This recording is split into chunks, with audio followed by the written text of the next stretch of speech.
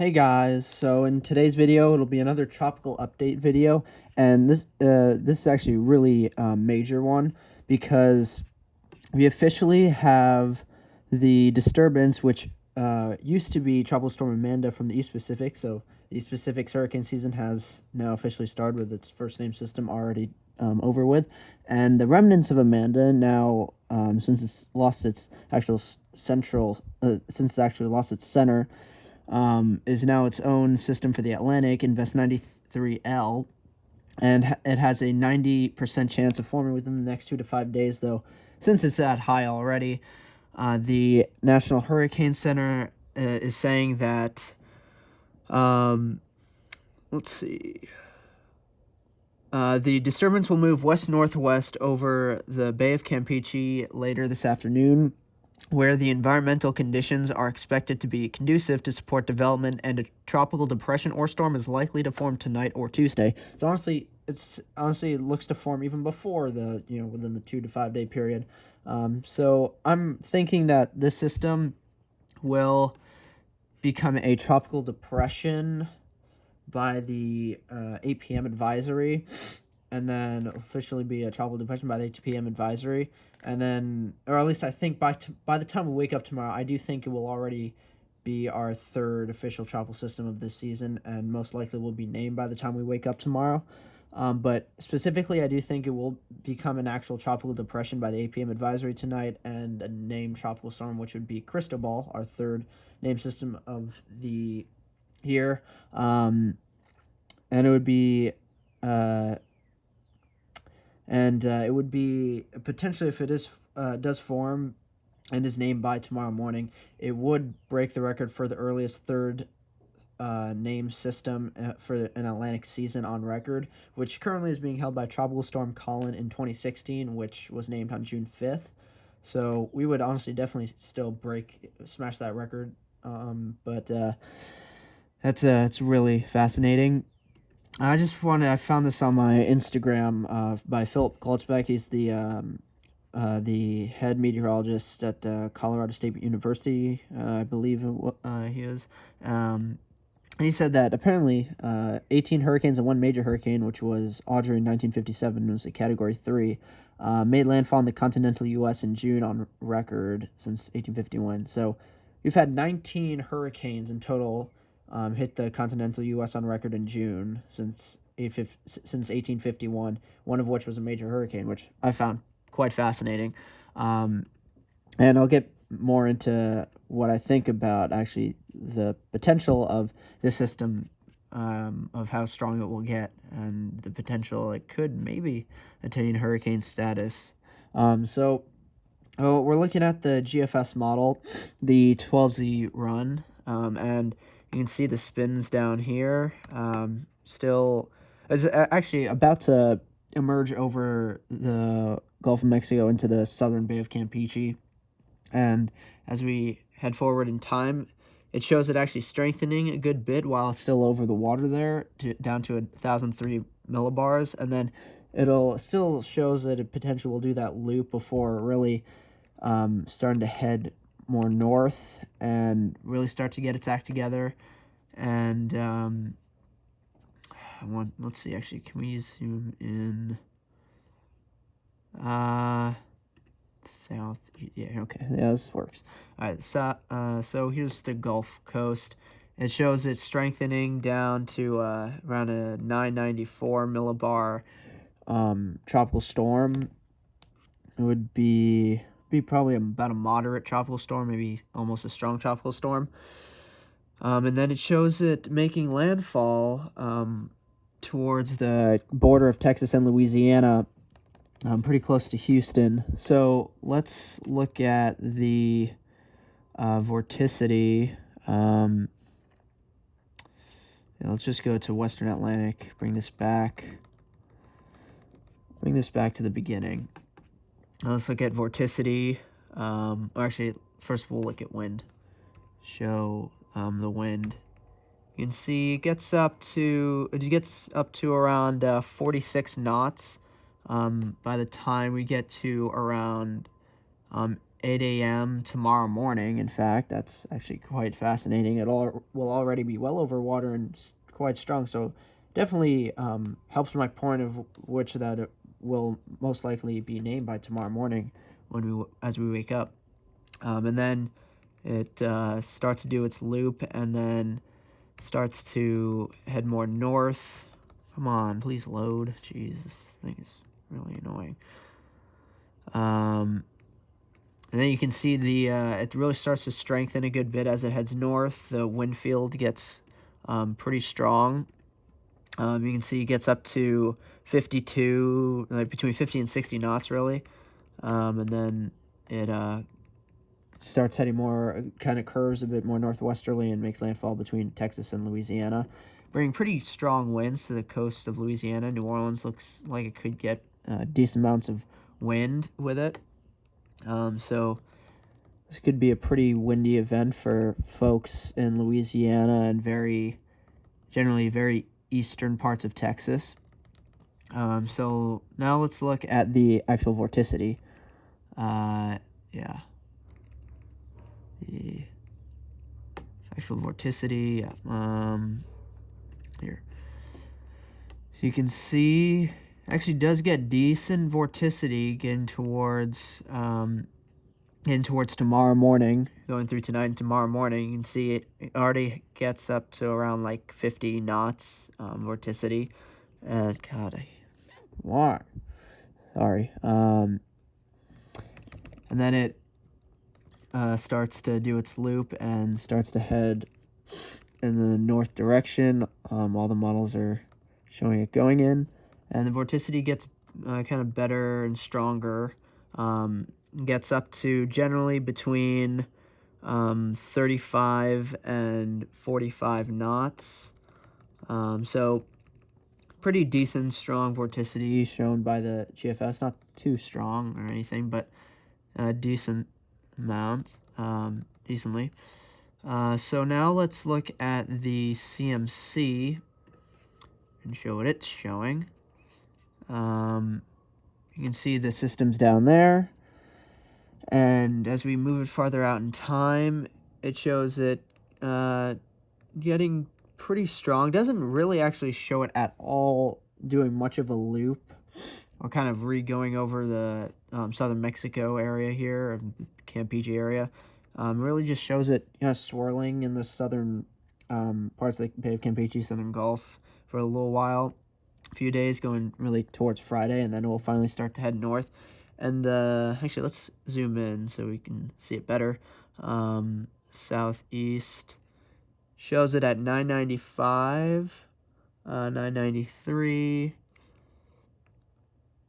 And this is showing it actually more of making landfall and impact in much more easterly areas, more towards like New Orleans, Alabama, Louisiana, and the Florida Panhandle gets more impacted with the heavy rain, which is interesting. So let's now go back to the Western Atlantic and let's see what the CMC is showing for the wind.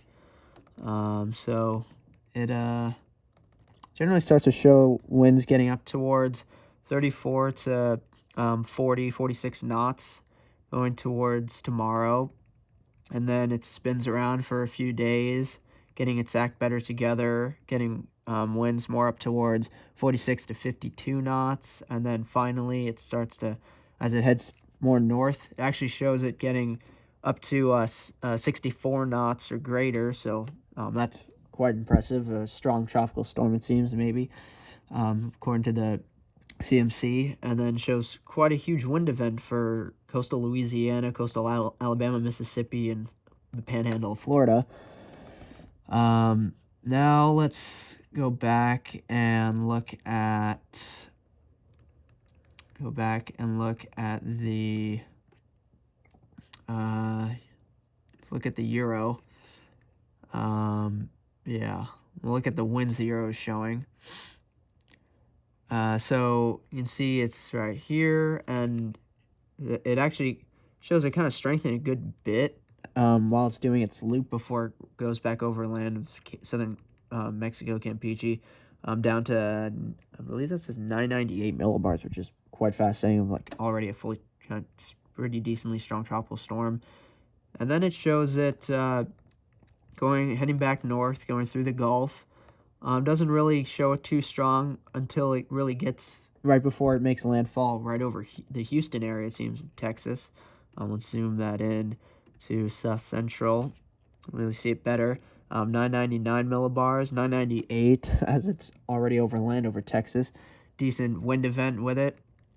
Up to, well, as it's over water, let's say, it's up to around 46 knots, and then once it's over land, 998 millibars. Wind's a little stronger, up towards 46 to 52 knots, but I mean, that's over land, so not, it's a little cheating by then. So now I'm going to show you the total rainfall amounts, for what the GFS is showing. Let's see, by around 8 p.m. on the 9th, by next Wednesday, once the system has already made landfall here in Texas. Precip moisture, total accumulated precip. Now let's zoom in to South Central U.S. See general, like really the Houston area up to an inch, maybe 2 inches in spots, and then very eastern Texas into Louisiana and near the New Orleans area, around 2 inches, and then 2 inches plus, maybe up towards 5 to 6 inches, and this deepest purple here right near the Louisiana-Texas border shown by the GFS. Let's look at the CMC for total. Oh, Jesus, it's total accumulated precip. Wow. So it shows, of course, a lot farther east. So we'll go to the southeast U.S. And it shows for really the whole state of Louisiana, generally up to around 2 inches plus, especially as you get towards very eastern Louisiana, New Orleans area, towards 2 to 3 inches, and then getting into Mississippi, Alabama, and especially like the very, very western parts of the Florida Panhandle, getting into towards Alabama, will get up towards, around a foot, it seems, a foot of rainfall for those areas. So that's insane. Let's see, the Euro, does it show? No, it doesn't. I gotta go to pivotal weather, show the Euro's total accumulated precip. Hopefully it'll load. There we go. We'll go to models, GFS, ECMWF, high res, regional. Here's Southeast US. And then, let's see, and where's the,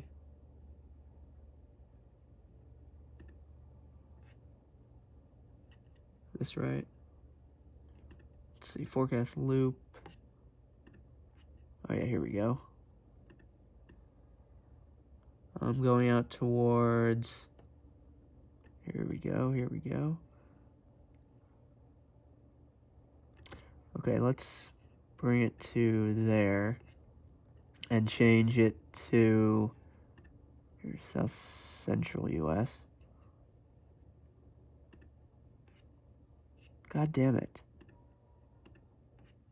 Okay, finally. Sorry about that, guys. All right. So coastal Texas, looking at especially the Houston area here, around, here we go.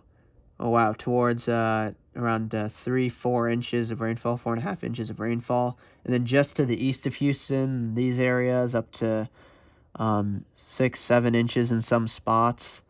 That's insane. And then going into Louisiana, generally, especially going towards coastal Louisiana, generally from up to around an inch up to, especially getting towards New Orleans, getting towards 2 to 3 inches of rainfall. So generally, according to the Euro, is also agreeing, what was it? Jeez. I am forgetting now. Total precip.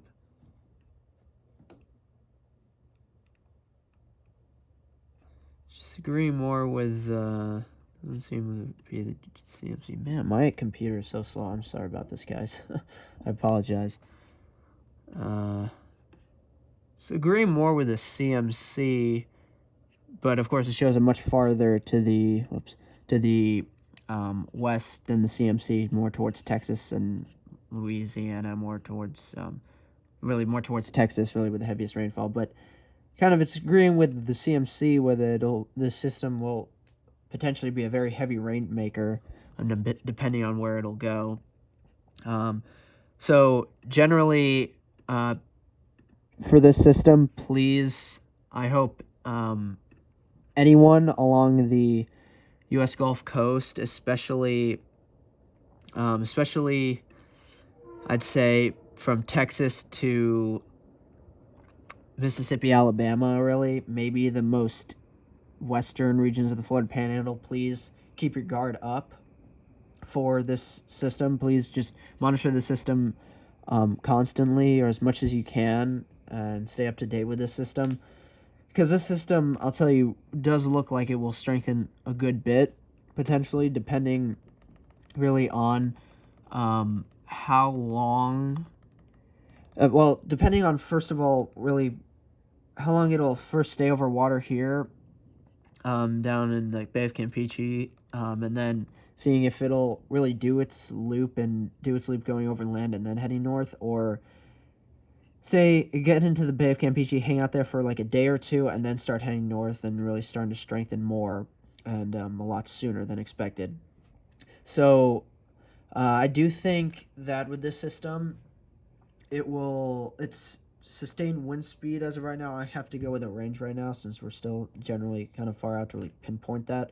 I'd say its maximum sustained winds would be from 70 to 110 miles per hour. So from either a very strong tropical storm to a moderately to strong Category 2 hurricane, depending on well, because the environmental conditions, I will say it does look very favorable for it. So it really depends on if it will really take advantage of those conditions and really strengthen, potentially maybe rapidly intensify at some point towards more of that moderate to strong Category 2. If not, maybe more of a strong tropical storm or weak Category 1 hurricane. So, of course, I'll keep you guys up to date more on this system going through the week and going into the weekend and early part of next week. So please, I hope you guys, please, I'll just keep you guys up to date. So hopefully you enjoyed. Please like, comment, subscribe below, and I'll see you guys in the next video. Bye.